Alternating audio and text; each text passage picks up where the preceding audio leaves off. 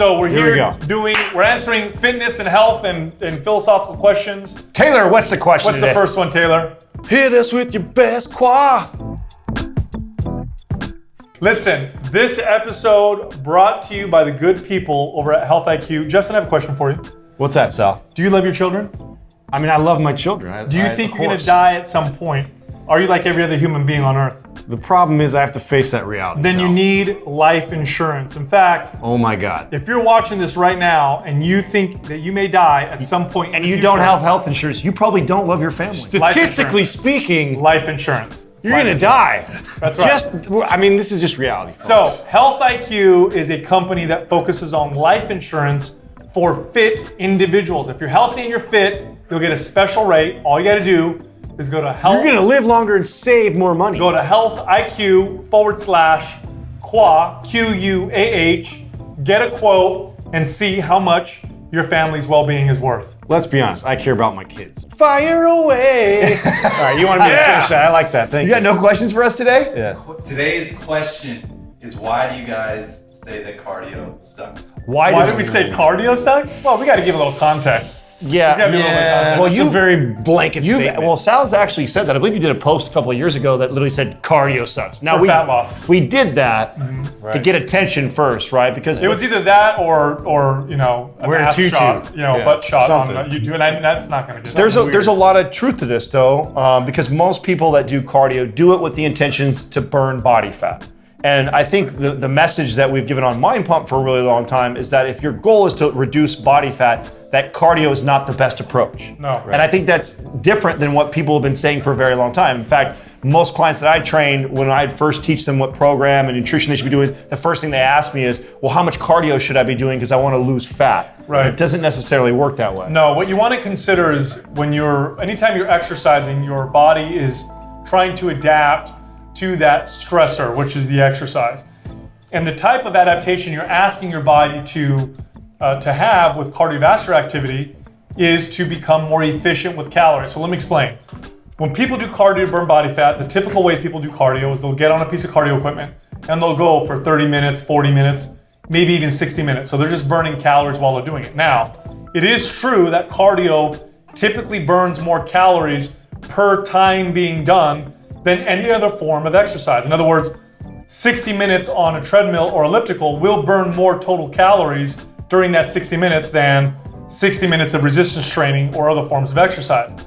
But the problem is that cardio is telling your body to become more efficient with burning calories. So over a short period of time, your body actually learns to burn less and less calories. In fact, it actually slows its metabolism down to adapt to this type of activity. So although in the short term you'll notice fat loss, which you'll notice in the longer term, really only a matter of months, as your body becomes so efficient with calorie burning that you're no longer burning any more body fat, and you have to maintain that 1 hour of cardio 3 days or 5 days a week just to keep the same amount of calorie burn because your metabolism's now slowed down so much to compensate. That's a terrible place to be. It's hard to tell people this though, that have got on treadmills or went out for a run and they've lost weight and they've been successful. They've seen results. Right, they've seen results in the past and so they want to go back to that. So an extreme analogy that I used to give clients to kind of get the point across is that, okay, listen, if you haven't been really working out, you haven't been exercising, you know that cardio helps you reduce body fat. So the first thing you do is you probably clean up the diet a little bit. You stop eating some of the bad food you know probably shouldn't be in your diet, and then you pick up all this cardio. Well, let me give you the extreme analogy of that. Don't eat any food for the next 5 days and get on a treadmill and run for 2 hours. Now that sounds crazy, but I guarantee you that you'll lose the most weight in that week than you ever have in your entire life. We don't really recommend you do that. Well, yeah, and that's my point. Why wouldn't you do that? That would be extremely unhealthy to do that. Well, this is just a smaller example of that when you start to reduce the calories you're consuming and you start to increase the activity and you push the body like you do while you do cardio. So that's like an extreme analogy to get people an idea of what they're doing in that short amount of time. Well, and I think too, like, to give cardio its due credit. So a lot of time there is a place for cardio, and especially within the performance realm and applied to your specific sport. So we have to stay within that concept of specificity. And so if my goal is to build more endurance, obviously I'm going to have to incorporate cardiovascular training and then build off of that and periodize the way that I train in that fashion. However, if you're talking about body fat, that's why we say that cardio might not be the best answer for just, if my specific goal is to just shed body fat specifically and maintain lean muscle mass, this is probably not your best recipe. Oh, it's not even probably. It's not. The only place it does apply is what you said, which is the sports thing. Like if you're somebody who your goal is to increase your stamina, absolutely, cardio has its place. But if your number one goal is to reduce body fat, in the short term, it seems like it's the best idea, but it's not long term for you. And the best thing you could possibly do is to build lean body mass. And if you can build more lean body, so here's a generic number, and there's all kinds of studies to prove that it's more or less than this, but on average, for every 1 pound of lean body mass that you add to your body's gonna burn an additional 30 to 60 calories every single day. So if I can potentially add 5 to 10 pounds of lean body mass or add 5 to 10 pounds of muscle to your body, your metabolism now is burning an additional 300 to 500 calories every single day. Now, that's a lot of calories. And this is very important in the context of modern lifestyle. So if we look at modern lifestyle is easy access to a lot of hyper palatable food. It's sedentary lifestyle, so I'm not moving much. Now, if I try to burn more calories just through doing lots of cardio, that's going to cause my body to adapt by slowing its metabolism down. And in the context of having all this food available to me, that's not necessarily a good recipe.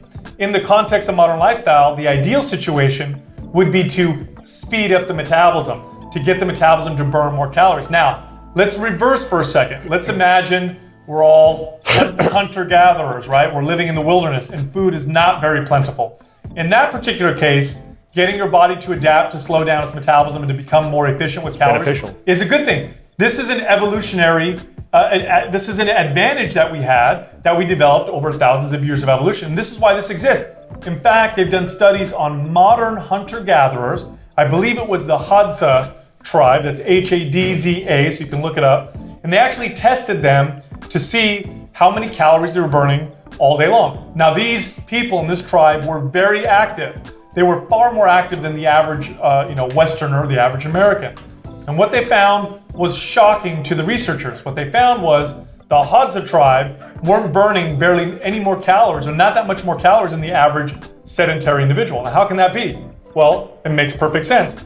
Their bodies evolved to become more efficient with calories because from an evolutionary standpoint, it makes perfect sense. You don't want a metabolism that requires 5,000 or 6,000 calories a day just to stay alive. When you're in an environment where food is scarce, that makes no sense. You want a metabolism that can adapt and slow itself down. Now, in the context of modern lifestyle, where there's food at every corner, it's hyper palatable, meaning I can get any flavor that I want, any texture that I want. I can literally pick any food that I want from almost any culture in any major city.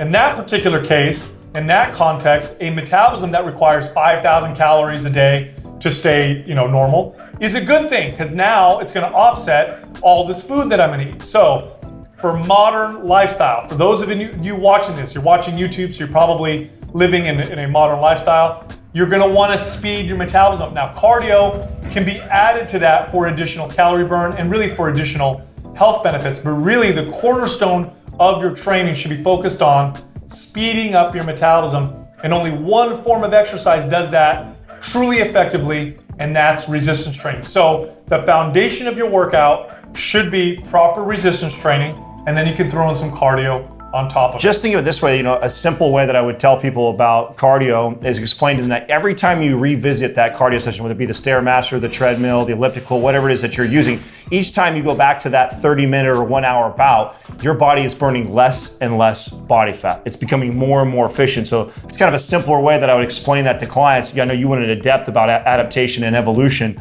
but to simplify it for the average person, listen, every time you go back and do cardio, the body, you're sending a signal to the body to become more efficient. Therefore, it's going to conserve energy. It's not going to burn as many calories. You keep doing that, and pretty soon here, you can run all day long and not burn hardly anything, which is why you don't see athletes disappear. I'll tell you what, for those of you watching who've worked in gyms for a long time, because we did, you all know what I'm talking about. Those people that come into the gym day in and day out, get on the treadmill, get on the Stairmaster, do their everyday cardio, but they've been doing it for years, and yet they're still overweight. And I used to think it was a diet problem. A large part of it is a diet problem, but another part of it is their body's adapted so much to that and become so efficient that they're barely making a dent. But if you speed up your metabolism, whoa, that makes a big difference on a long-term scale. It makes fat loss much easier and makes it much more permanent. Just think build strength, build muscle, and that's going to help to raise that metabolism up and get you the desired results that you want. That's it. So look, if you have a friend that's a cardio